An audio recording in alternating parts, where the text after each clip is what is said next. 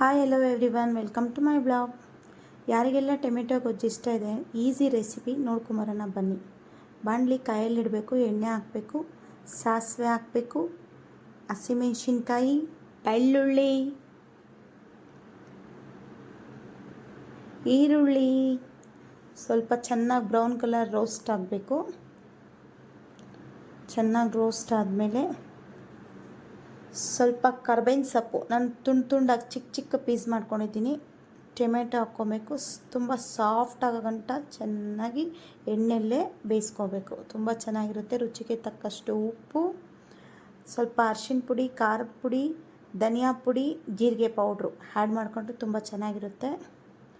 ಸ್ವಲ್ಪ ಸಕ್ಕರೆ, ಯಾವುದೇ ಗ್ರೇವಿ ಮಾಡಬೇಕಾದ್ರೆ ಸಕ್ಕರೆ ಹಾಕಿ, ಸ್ವಲ್ಪ ತುಂಬ ಟೇಸ್ಟಿಯಾಗಿರುತ್ತೆ.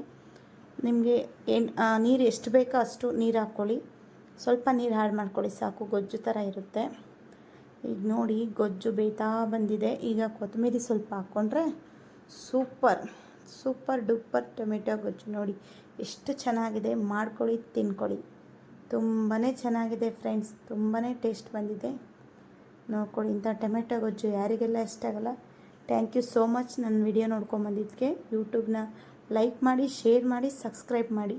Thank you so much friends. Rice ತುಂಬ ಚೆನ್ನಾಗಿರುತ್ತೆ.